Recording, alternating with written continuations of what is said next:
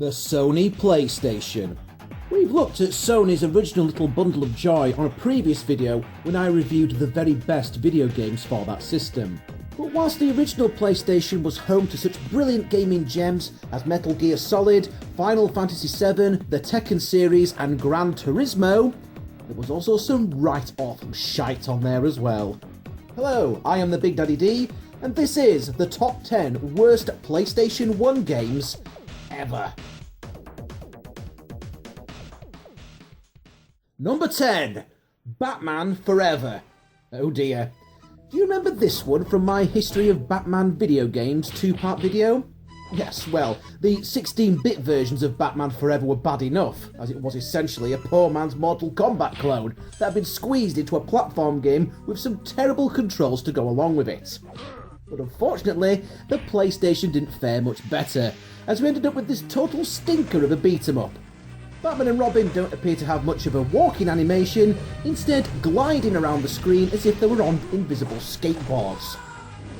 Throwing baddies at the screen soon got really repetitive, and basically it tried to be as noisy and as loud and as busy looking as possible to disguise the fact that it just wasn't very good at all. Sheer beat-em-up boredom, even if you are a Batman fan.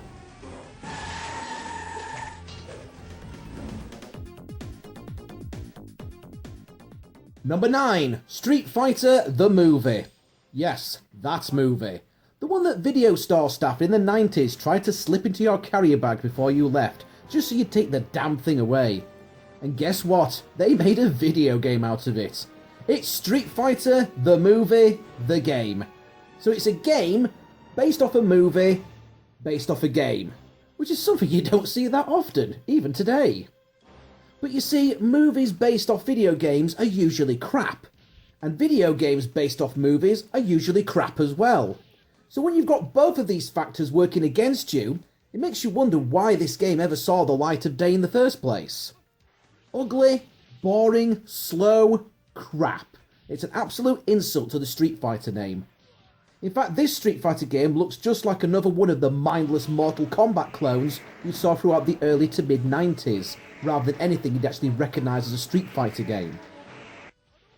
To give Capcom some credit, when they decided to bring the arcade version of the game to the home consoles, they did add in a few extra characters and changed a few bits and pieces here and there to try and make the game a bit more like the classic Street Fighter we all know and love, but unfortunately, it was all in vain. No wonder one of Captain Sawada's moves in the game is apparently committing harakiri. You can hardly blame him, really.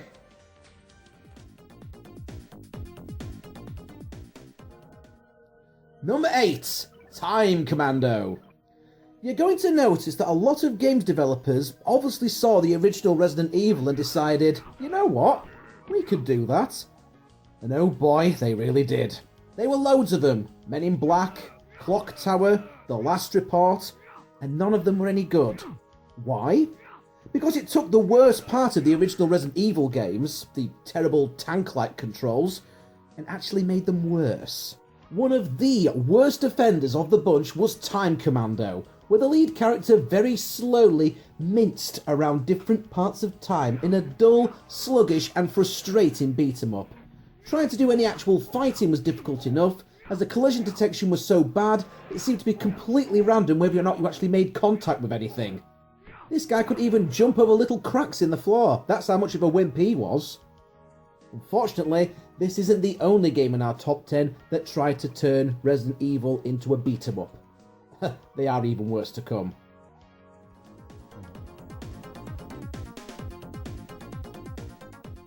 Number 7 is no good.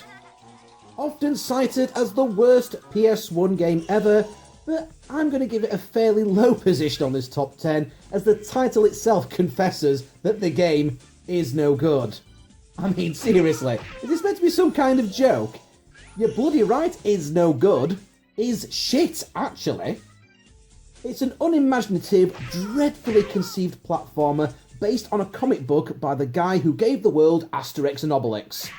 Jump, collect coins, blah blah blah. The world really didn't need another game like this at this point, and certainly not one as utterly fucking broken as this one. It really is no good. It's so good. Oh, blimey.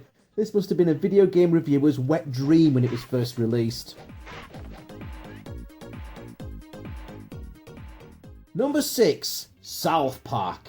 Based on the TV show, South Park had a number of terrible games released for it on the PlayStation and various other formats.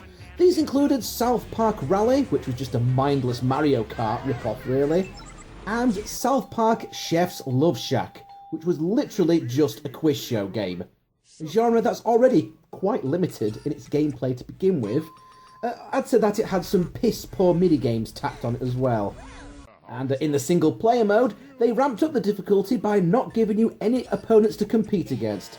So even if you're in the minus points at the end of the game, you still win. Right? But the absolute worst one of the lot was this absolute turd, which often comes up in conversations and gaming lists like this over what was the worst game you ever played? Bad graphics, repetitive voice acting, a distinct lack of playing abilities, and the game tried too hard to be funny and failed. Throwing a piss-soaked snowball stops being funny after, the third throw? South Park didn't make another console appearance for many years after that, and have only just now finally had a game that was both fun to play and an accurate adaptation of the show with The Stick of Truth. But back in the 90s, when the show was arguably at its peak, we had this shite instead.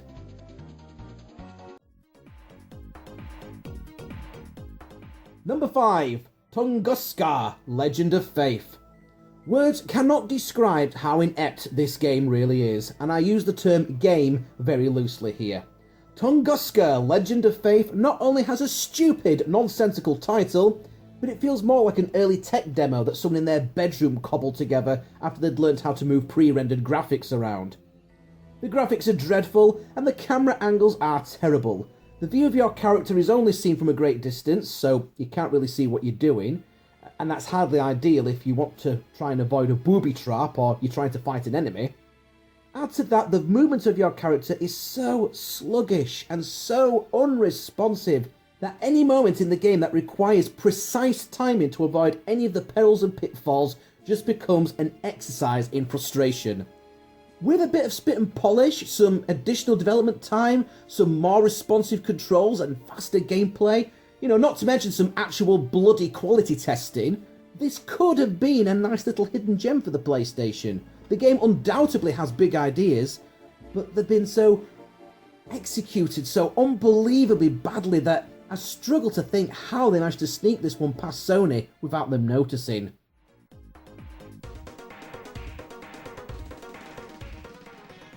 Number 4. The Simpsons Wrestling. Take two popular TV shows, The Simpsons and Wrestling, and throw them into one game. Sounds like a recipe for success, right?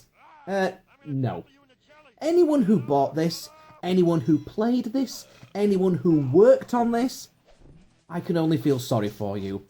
I can only feel sorry for the Simpsons license as well. It deserved a lot better than this, and they have been some absolute shite Simpsons games in the past.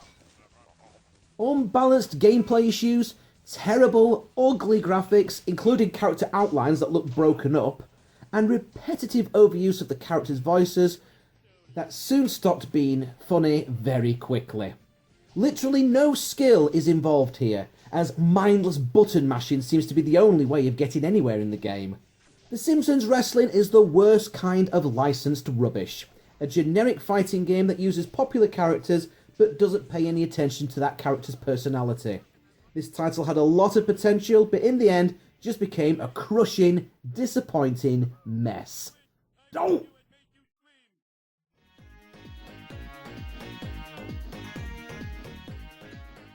Number 3. Mortal Kombat Special Forces and Mortal Kombat Sub-Zero. John Tobias, one of the co-creators of the Mortal Kombat series, alongside Ed Boon, thought that the reason that people played Mortal Kombat was because of the storyline.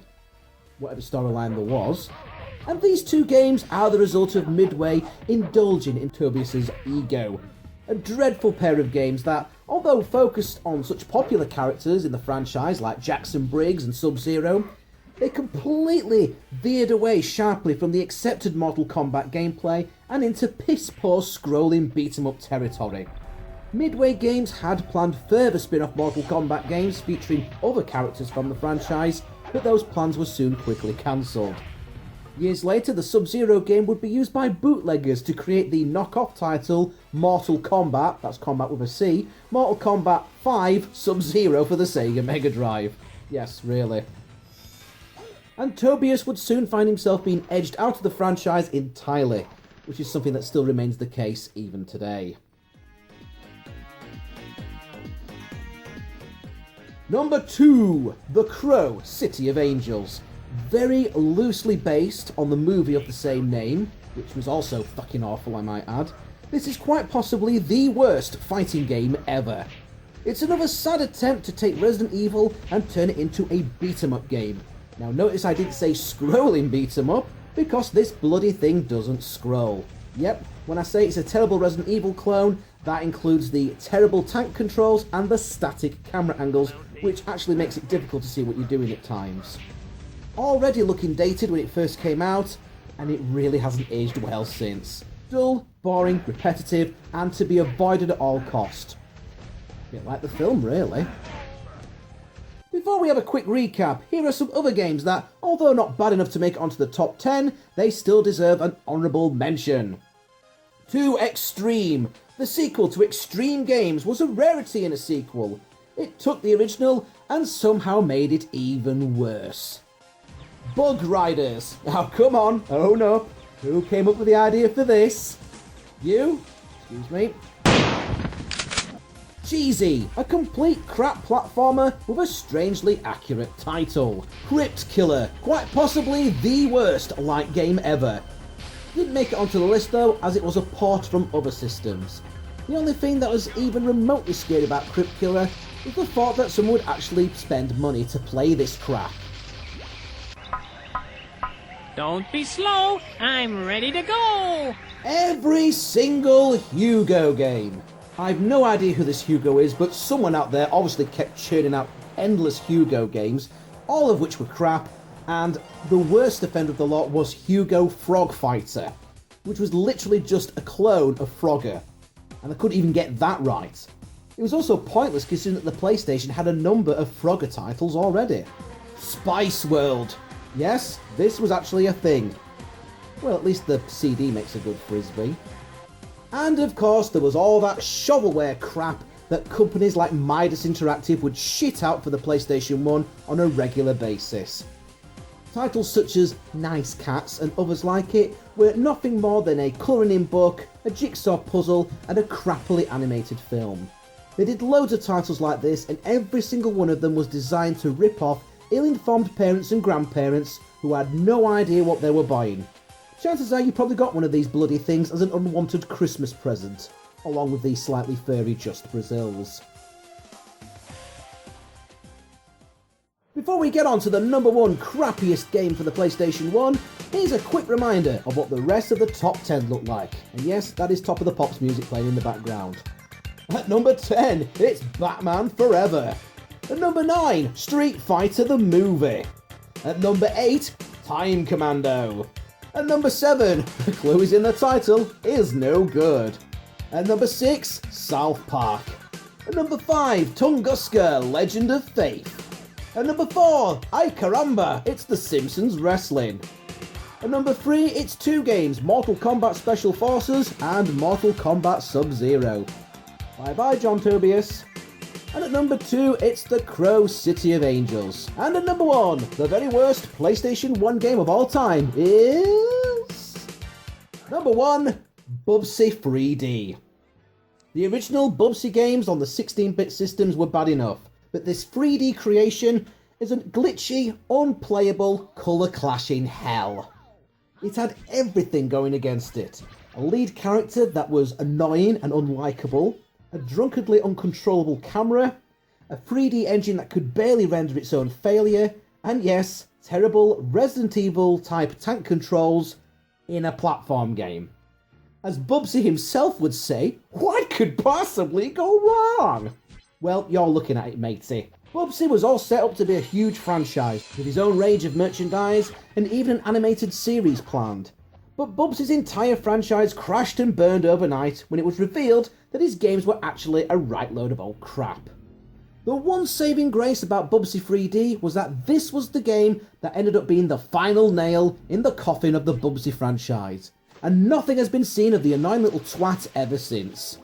Bubsy these days is universally known as the poster boy, cat, for video game failure, as the game is seen as the video game equivalent to such terrible films as Plan 9 from Outer Space.